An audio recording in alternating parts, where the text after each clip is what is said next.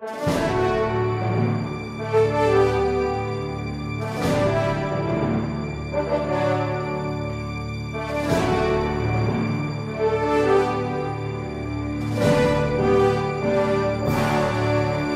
do Pai, e do Filho, e do Espírito Santo.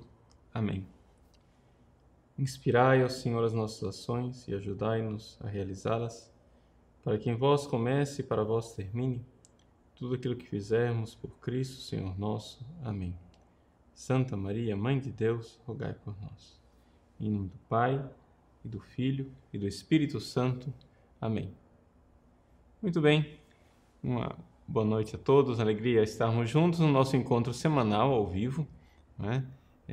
Nossa família do site padrepauloricardo.org, e nós iremos falar essa semana a respeito das mulheres, não é? O ódio ao feminino.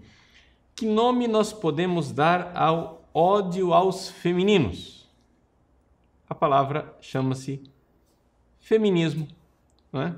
Feminismo. Mas não um feminismo esse que está na sua cabeça, né? Você acha que feminismo é um movimento de luta pelos direitos das mulheres. O feminismo não é isto. Pelo menos não é aquilo que ele se tornou, não é? O feminismo tornou-se uma realidade tão radical que o famoso radialista e comunicador americano Rush Limbaugh, não é, cunhou um termo, não é, feminazismo, não é? O feminazismo é esse feminismo completamente fora, né, dos parâmetros da normalidade. Bom, para falar a respeito das mulheres, é claro, no ambiente onde as mulheres estão tão sensibilizadas e qualquer fala de um homem pode parecer uma agressão, né? Uma forma de agredir a você, mulher. Então, eu vou convidar, né, para participar do nosso programa de forma indireta, duas mulheres, não é? Duas mulheres através de um livro. O livro que eu vou indicar para vocês hoje é o livro de duas mulheres, uma mais nova, jovem, ela é jornalista e contribui com o Fox News, o canal Fox News. O nome dela é Suzanne Venker. E uma outra, já de mais idade, pioneira, né, na luta pela família e pelos valores tradicionais do cristianismo, ela que é uma advogada constitucional famosíssima nos Estados Unidos, que é Phyllis Schlafly. Então, Schlafly. A Phyllis Schlafly, elas duas escreveram um livro chamado The Flip Side of Feminism: What Conservative Women Know and Men Can't Say. Vou traduzir o título porque é exatamente por isso que eu escolhi esse livro, por causa do conteúdo dele, mas também por aquilo que ele se propõe. É o seguinte: o outro lado do feminismo, flip side, flip em inglês é mudar, né? Flip side é o outro lado. The flip side of feminism, o outro lado do feminismo, o que as mulheres conservadoras sabem e os homens não podem dizer. Ou seja, já entendeu onde é que está a coisa? Ou seja, eu como homem estou aqui. Qualquer coisa que eu diga vai ser usado contra mim. Eu vou ser acusado de macho, chauvinista, de anti-mulher, etc. Então, nada melhor do que convidar duas mulheres a dizerem, não é, algo. É um livro recente, lançado, se encontra nos vários sites americanos, tanto em forma de livro, como também um formato eletrônico de Kindle. Infelizmente, é claro, o livro está em inglês, né? Aqui no Brasil nós não temos nada parecido em termos de literatura. aqui no Brasil, infelizmente, o que nós temos é o feminismo em todos os aspectos. É o feminismo triunfante, não é? Pois bem, para que essas duas mulheres escreveram esse livro? Elas escreveram esse livro como uma resposta a uma pesquisa que foi publicada no ano de 2007. Na pesquisa do ano de 2007, do National Bureau for Economic Research, o Escritório Nacional de Pesquisa Econômica, essa pesquisa, publicada em 2007, revelou que as mulheres americanas estão mais infelizes, atenção, as mulheres americanas estão mais infelizes do que jamais estiveram nos últimos 35 anos. Ou seja, você pega a mulher americana de hoje e compara com a mulher americana de 35 anos atrás, a mulher americana de 35 anos atrás era muito mais feliz. Por quê? Porque o feminismo anda destruindo a felicidade dessas mulheres. Então, eu vou comentar aqui hoje alguns temas, não é, desse livro, exatamente como uma forma de você ouvir da boca de duas mulheres experientes, estudadas, a grande realidade que está por trás do feminismo e por que o feminismo tem sido uma receita infalível para a infelicidade da mulher. Repito, e essa aqui é a mensagem da aula de hoje. O feminismo radical é a receita infalível para a infelicidade da mulher. Mulher, você quer ser infeliz, seja feminista radical. Bom, vamos colocar os pingos nos is e vamos, em primeiro lugar, definir as coisas. O movimento feminista atual, que começou na década de 60, ele costuma dizer que ele está unido ao movimento pelos direitos das mulheres que teve início lá no começo do século XX, né? Quando as mulheres, então, na primeira onda do feminismo, lutaram pelo sufrágio universal, ou seja, pelo fato de as mulheres terem o direito de voto. Elas se unem àquele grupo lá do início do século XX. No entanto, o livro, né, de Phyllis Schlafly e de Suzanne Venker mostra com toda clareza que não é verdade.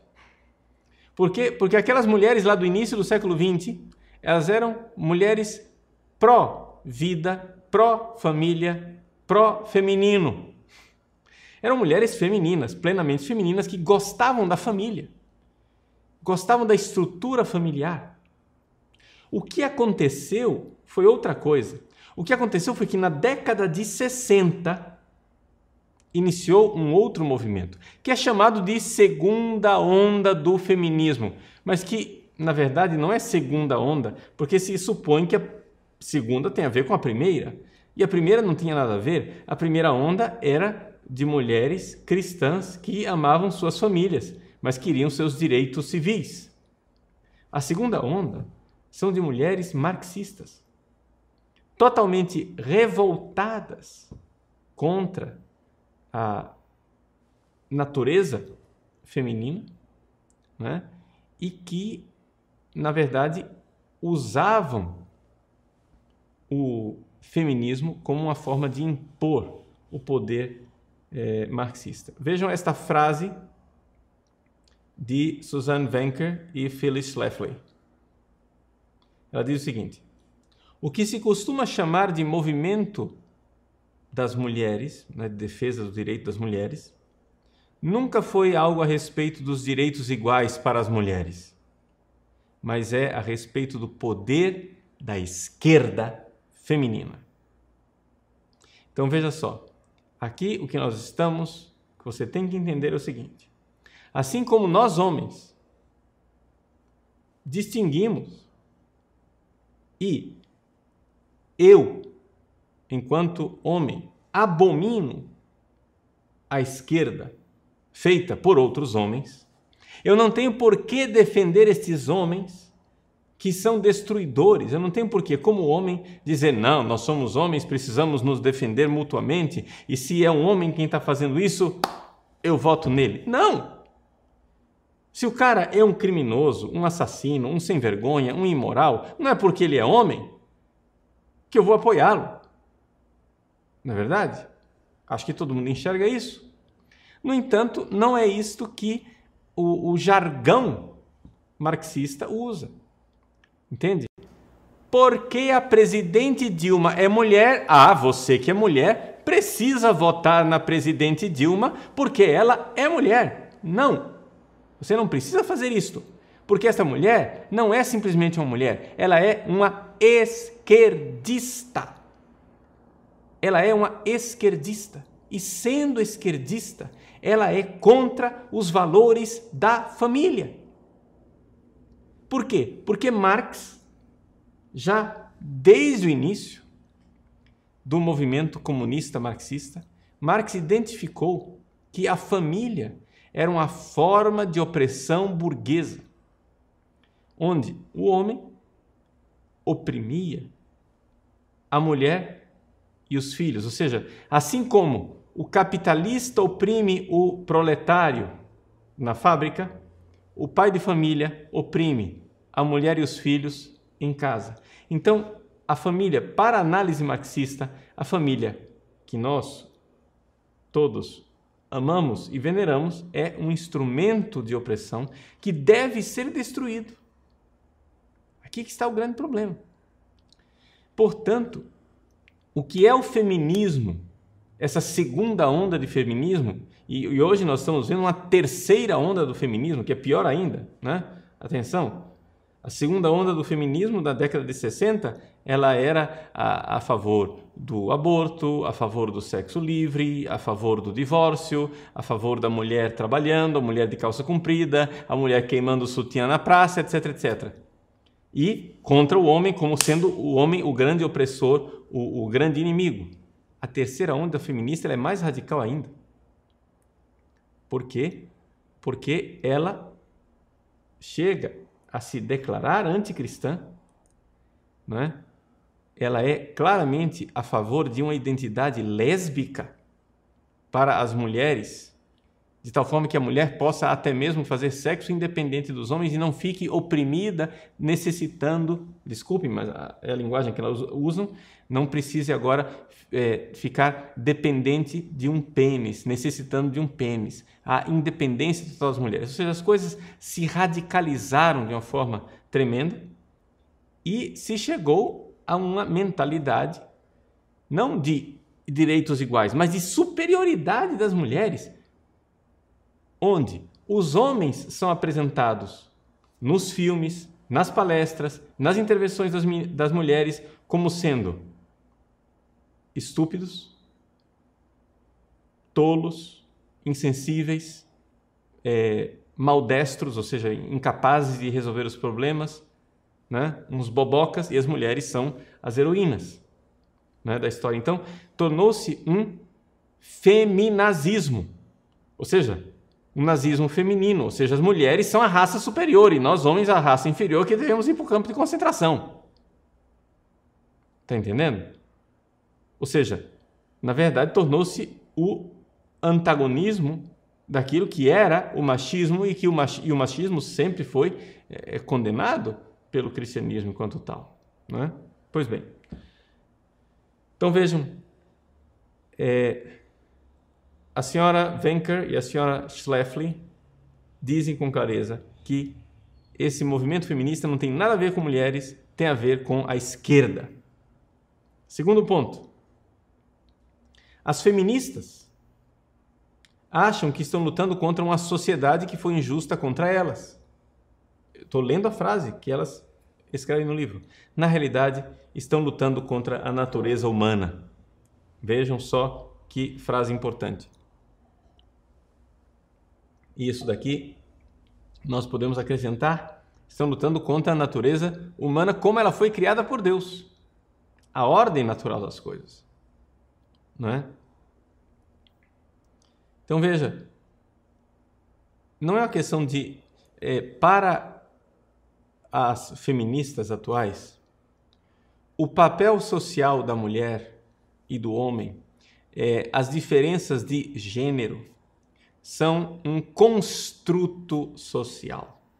Ou seja, na verdade, as feministas, essas feministas selvagens, elas dizem que, claramente, tudo isso foi inventado, né, por uma sociedade patriarcal, chauvinista, machista, para oprimir a mulher.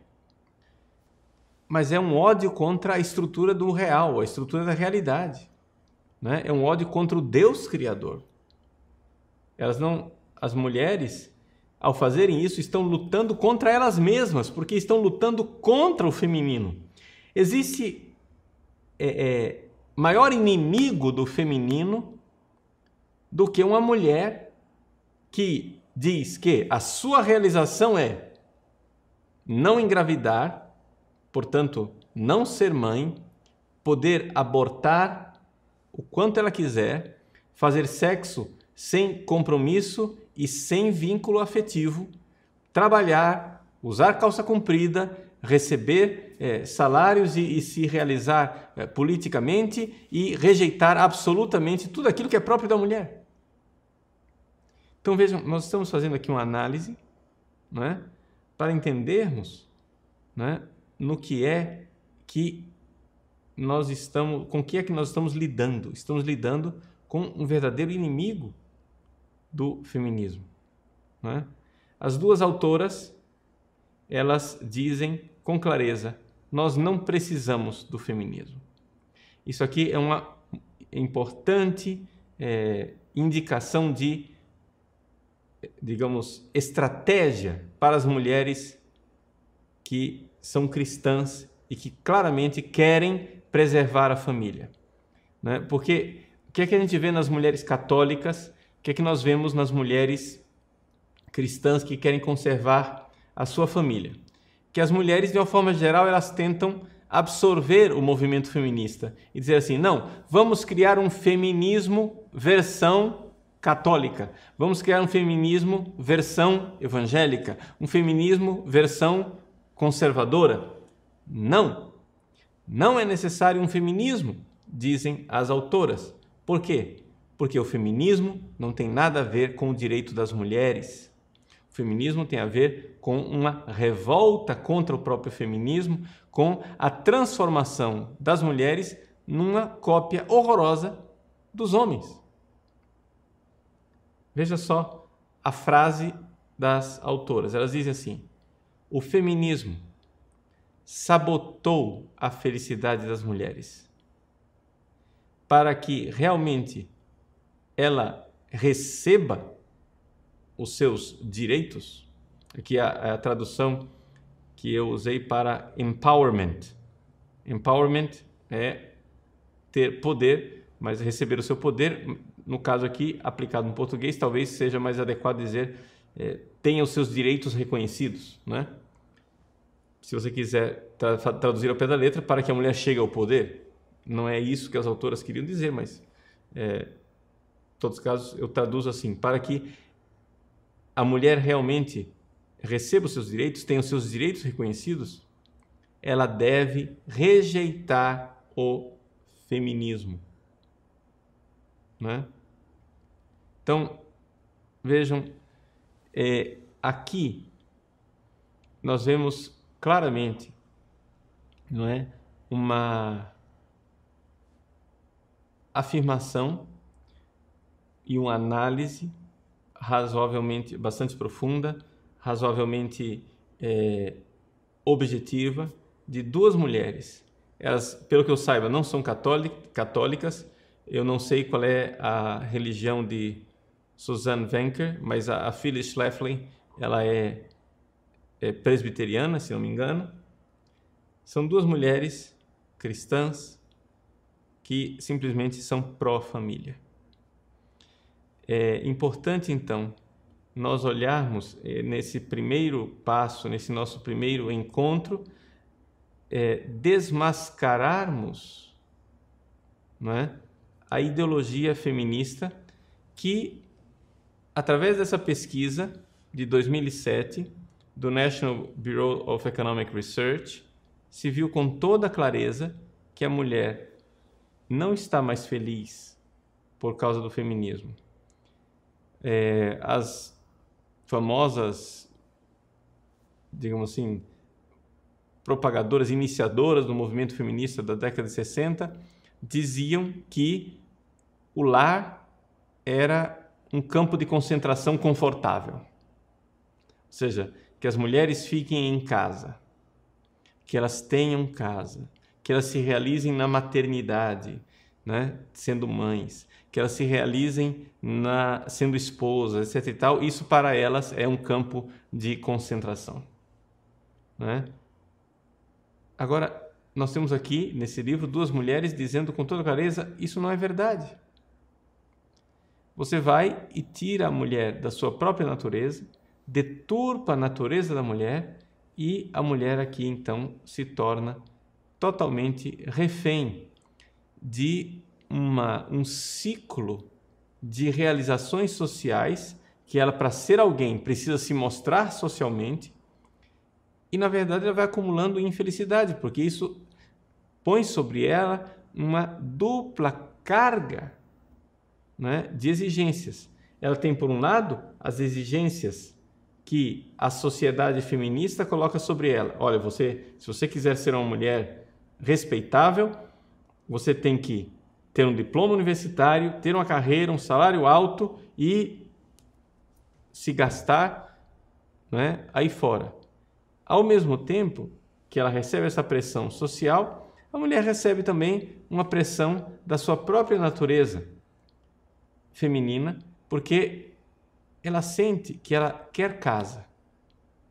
Ela quer, ou seja, enquanto para nós homens uma casa é uma toca, né? É um lugar onde a gente se esconde, para a mulher o aconchego do lar, ter uma casa bem decorada, bem organizada, etc., é algo maravilhoso para ela. Enquanto a mulher recebe, por causa do feminismo, uma pressão externa que ela deve competir com o macho, né? Competir com o homem. Então, se vista como homem, põe uma calça comprida, vai lá e manda bronca. Manda ver que você consegue ser homem.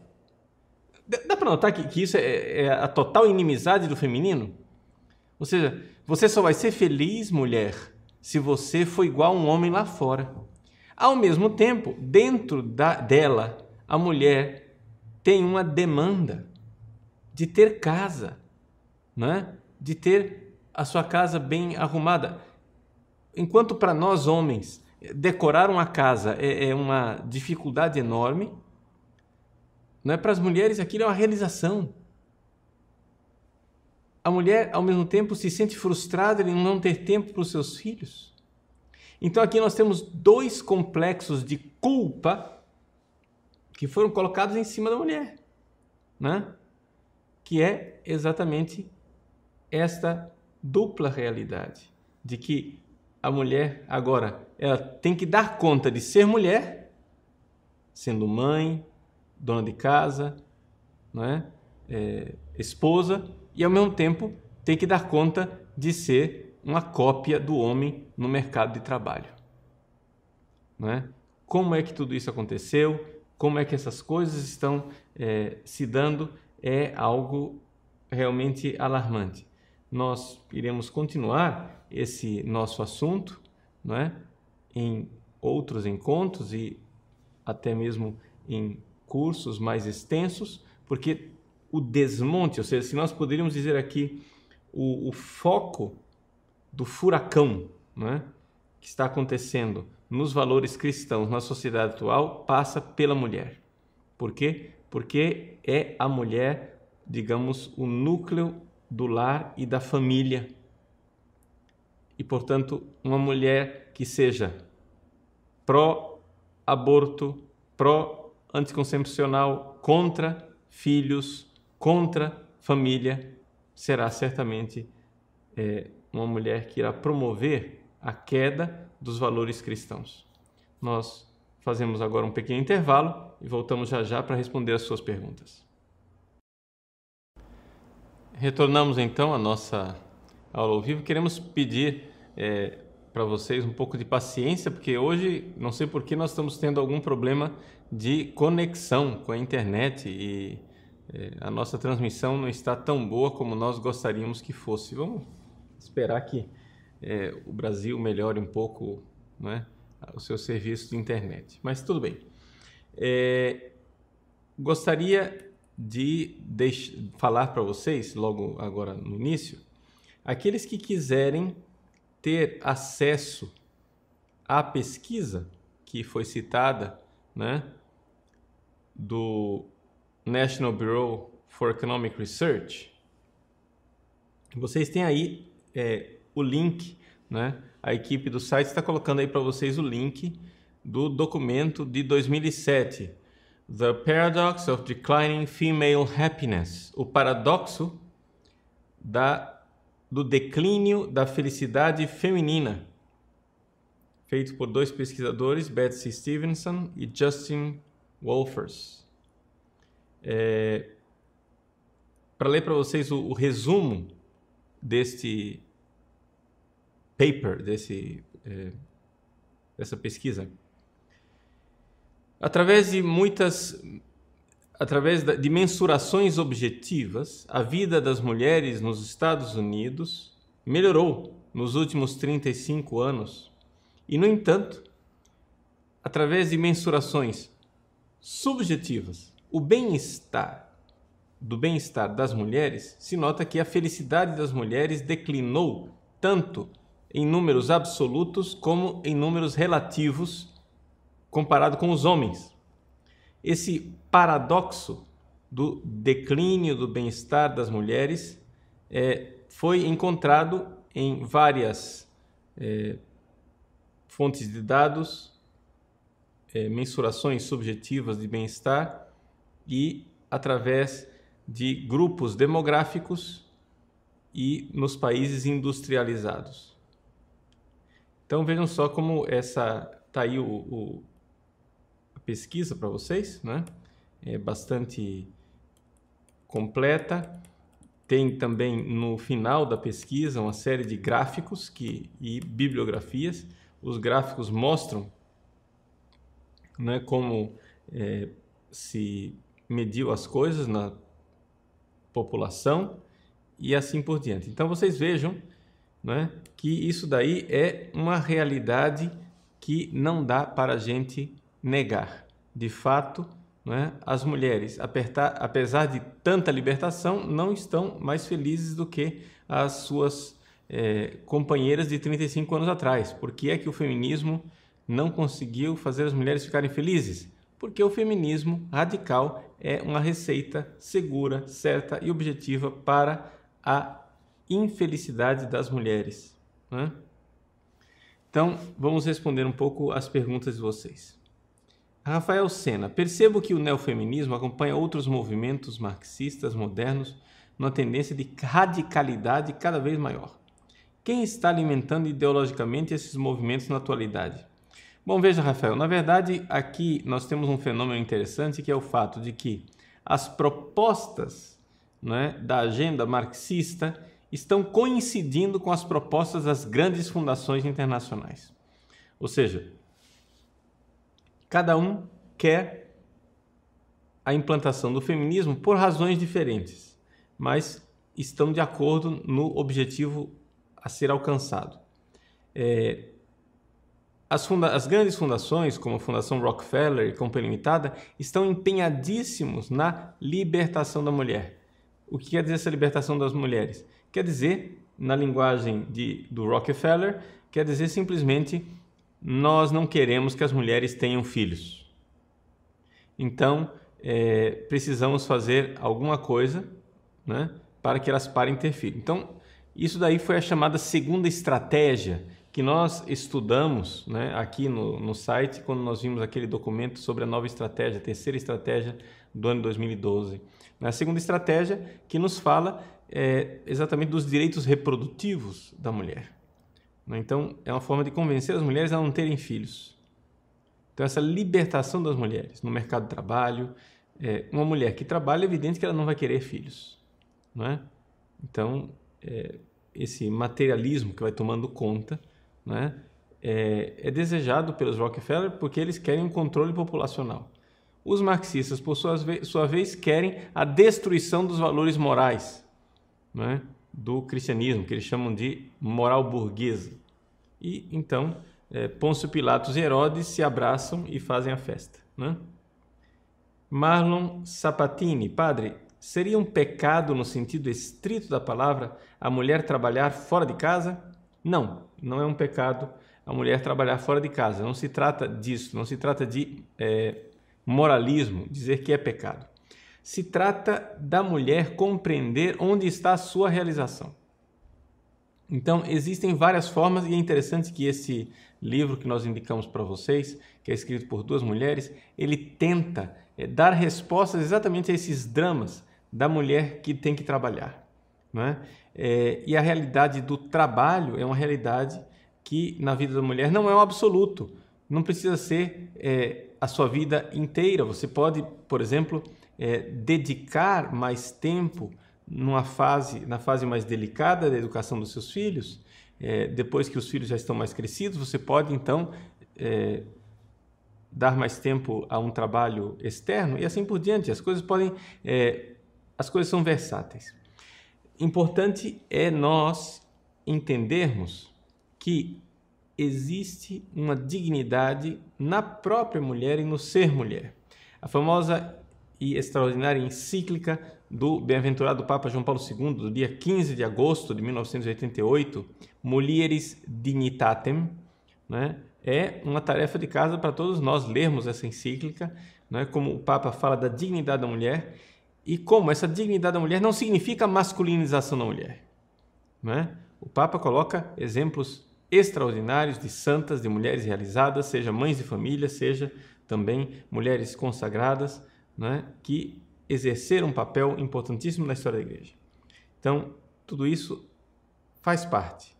Porém, o problema é como é que a mulher compreende a sua maternidade. Nós estamos fazendo hoje uma aula um pouco mais negativa, estamos levantando os problemas, não é? Na semana que vem, nós gostaríamos de apresentar de forma mais positiva a realidade, a identidade feminina, não é? Como é que a mulher deve se compreender. Claro que nós não podemos aqui tentar responder a tudo em um tema tão amplo, mas algumas coisas são importantes. Alessandro Martins de Fonseca, Padre Paulo, gostaria que o senhor falasse na questão de roupas e do pudor. A roupa está ligada intimamente à autoidentidade. Acho pertinente. Sua bênção. Sim, de fato, Alessandro, a questão da roupa, a masculinização da mulher, né, ela é algo realmente terrível. E é interessante. Na chamada segunda onda do feminismo, quando a mulher era tratada como objeto sexual, isso daqui era tido pelos movimentos feministas como uma coisa degradante. A mulher não pode ser objeto sexual, etc, etc. Depois elas notaram que isso daí era uma contradição. Porque uma mulher recatada, uma mulher casta, é uma mulher que quer família. Então, começou toda essa campanha da mulher se orgulhar de ter sexo livre, casual, descompromissado, né? Essas marchas das vadias, entre aspas, sluts, né? Tudo isso faz parte. Então, também a questão do despudor, né? Da mulher que, de alguma forma, comercializa o seu corpo. Tudo isso faz parte de uma profunda descrença do valor da mulher, não é? O Papa João Paulo II,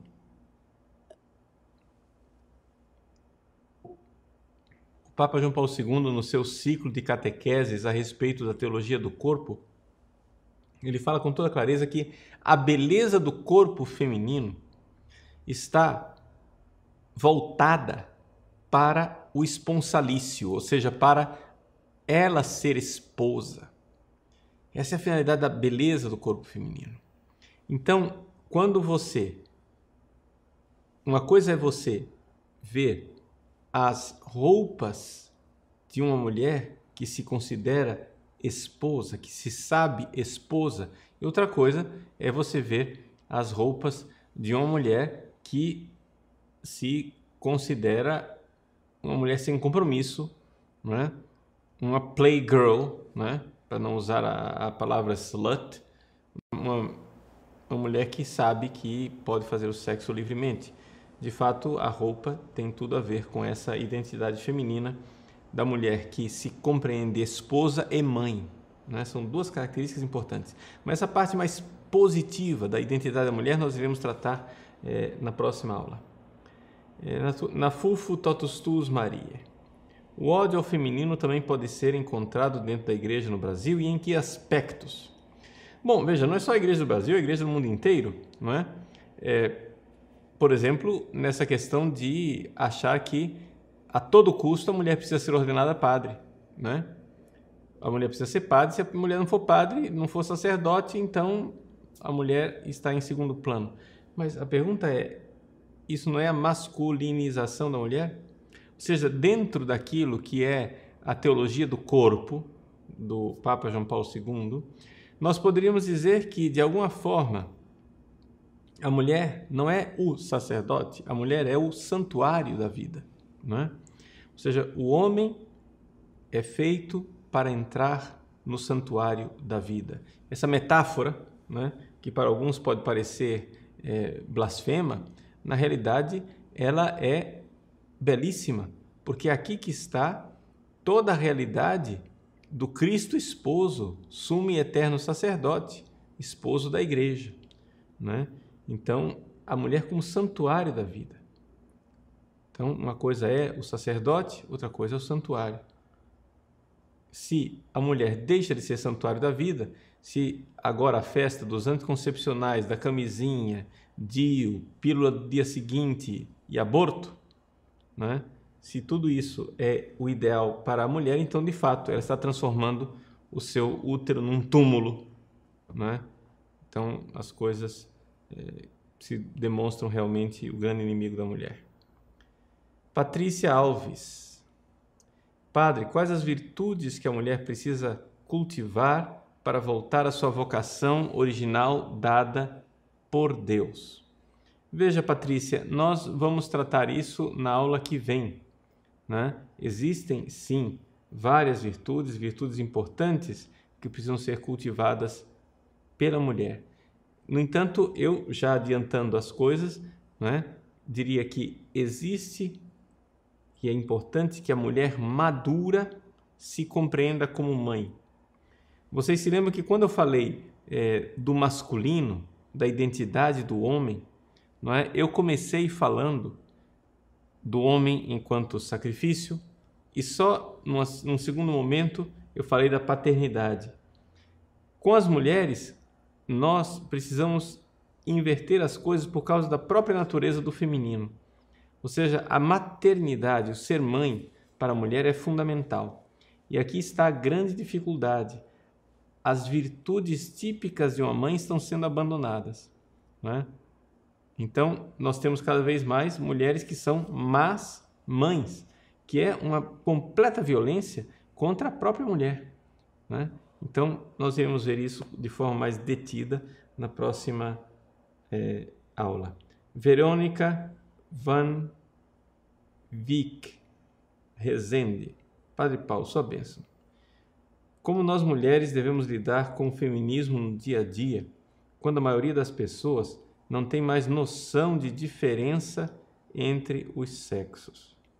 Bom, Verônica, eu acho que os exemplos arrastam. As palavras movem, mas os exemplos arrastam, como dizem os latinos, né? Verba movent, exempla traunt. Então, a primeira coisa que é o testemunho de uma feminilidade feliz. Ou seja, nós podemos, as nossas mulheres católicas, podem, em primeiro lugar, né, se mostrar profundamente reconciliadas consigo mesmas e felizes de serem mulheres e testemunhando um feminino, não é? Que se realiza na vocação desejada por Deus. Então, eu acho que a primeira coisa é o testemunho. Quando a mulher se testemunha, né? Se apresenta como feminina, né? Nada de cafonice, nada de falta de bom gosto e de delicadeza. Não, você, para ser uma mulher recatada, discreta, bela, você não precisa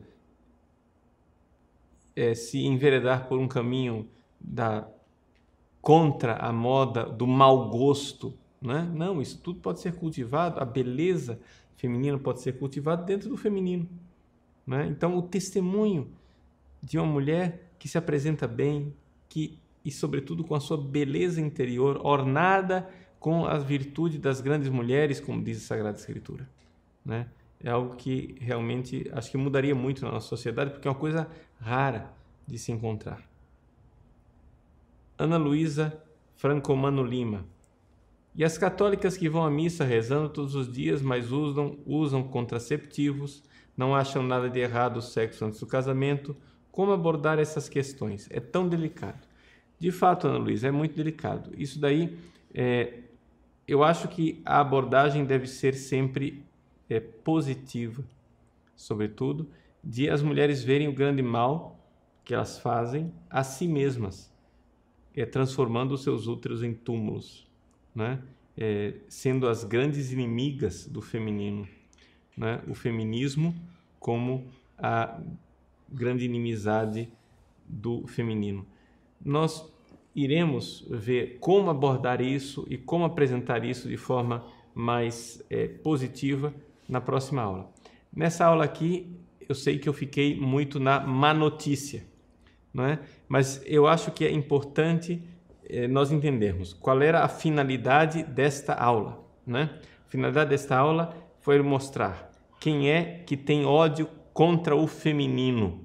Quem tem ódio contra o feminino chama-se feminismo. Ou seja, o feminismo é a receita infalível para a infelicidade da mulher, né? Esta é a mensagem que eu quis passar nesta aula de forma documentada. Está aí duas mulheres, né, se apresentando e atestando nesse livro extraordinário, The Flip Side of Feminism, o outro lado do feminismo, e também esta pesquisa que vocês têm acesso aí também em inglês, em PDF, né, do Escritório de Pesquisas Econômicas dos Estados Unidos, Escritório Nacional, em 2007, mostrando que, de fato, não é uma hipótese.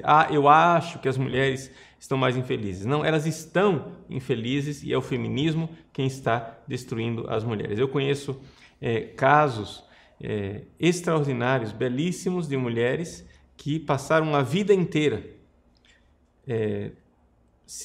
tentando se realizar no emprego, na sociedade, no sucesso, e finalmente, depois, quando veio a maturidade, se reconciliaram com o feminino e disseram: mas para que é que eu preciso dessa bobagem? Né? Para que eu preciso ficar competindo com os homens naquilo que é, na verdade, a glorificação do masculino? O feminismo causa a glorificação do masculino porque está transformando as mulheres em homens, né? E essa é a grande dificuldade que nós estamos enfrentando. Um pequeno recado para concluirmos a nossa aula no dia de hoje. O Papa Bento XVI lançou o 3º volume do seu livro Jesus de Nazaré, a respeito da infância de Jesus. Esse livro já está à disposição em língua portuguesa aqui no Brasil. Aqueles que desejarem comprar na livraria da editora Eclésia, que está aí o link, né, está sendo colocado agora na nossa página para você, e eu aconselho você a comprar o livro. Por quê? Além de ser um livro importante, né, nós, durante o tempo do Advento, iremos dar algumas aulas a respeito desse livro da infância de Jesus em preparação para o Natal do Senhor. Então, é muito importante que você, de fato, né, tenha o livro em mãos, comece a ler, né? Eu já comecei a ler o livro, já estou bem adiantado, quem sabe entre hoje e amanhã eu devo terminar a leitura. O livro vale a pena, é muito bom, é extraordinário esse livro do Papa Bento XVI sobre a infância de Jesus. Então, vamos fazer nossa tarefa de casa e vamos ler. O Papa teve o trabalho de escrever, vamos nós ter o trabalho também de estudar. O livro da infância de Jesus, na editora Eclésia, né? O link está aí na página. Mais uma vez eu quero insistir com vocês a questão da fidelização no nosso site. Vejam só, gente, nós vamos agora, no mês de dezembro, lançar uma campanha no nosso site. Por quê? Porque o que tem acontecido nos últimos anos é o seguinte, que o site ele vive bem durante o ano até o mês de dezembro.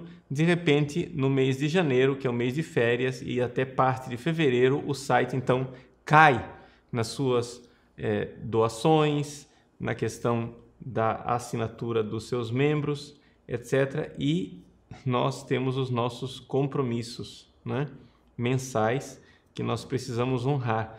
Então, vamos fazer uma campanha para nos mantermos. Vocês estão vendo aí como o site tem melhorado. Nós só construímos o primeiro andar, a base do edifício, né? Existe um projeto do segundo andar. Aquilo que você está vendo aí é somente o início. As coisas estão sendo preparadas. Nós temos sido fiéis às nossas promessas. A gente diz, olha, estamos investindo em tal coisa, a gente investe e você vê o resultado, né? Então, precisamos do seu auxílio. Além dos compromissos mensais que nós temos também que investir na melhora para que a gente construa o segundo andar, por assim dizer. Você está entendendo que segundo andar aqui é metáfora, né? Ou seja, o segundo andar desse nosso projeto, disso que você tem aí na sua casa, que é o site padrepauloricardo.org. Então, pediria a você que convidasse mais pessoas para se associar, faça uma campanha, né? Seja um apóstolo. Olha, você conhece o site do Padre Paulo, né? Olha, tem lá, não é saber que o site ele está prestando um serviço de ser a voz do magistério da igreja, né? A voz daquilo que o Papa tem ensinado, daquilo que é realmente a doutrina católica, e nós precisamos manter o nosso site. Graças a Deus você tem correspondido, mas precisamos que essa resposta não caia aí no mês de janeiro, senão no mês de janeiro nós vamos para o vermelho, você sai de férias e a gente entra no pesadelo, né? Então, Deus abençoe você, continue nos ajudando, Nossa Senhora proteja, e nós continuamos unidos na Eucaristia diária, rezando, né, por todos e cada um dessa nossa família, a grande família da Igreja Católica, mas também essa família menor do site padrepauloricardo.org. Que Deus abençoe. O Senhor esteja convosco, Ele está no meio de nós. Debaixo de vossa proteção, nos refugiamos, Santa Mãe de Deus. Não desprezeis nossas súplicas em nossas necessidades, mas livrai-nos sempre de todos os perigos, ó Virgem gloriosa e bendita. Nossa Senhora das Graças, da Medalha Milagrosa, cujo dia hoje celebramos, rogai por nós. E abençoe-vos o Deus Todo-Poderoso, Pai e Filho e Espírito Santo. Amém.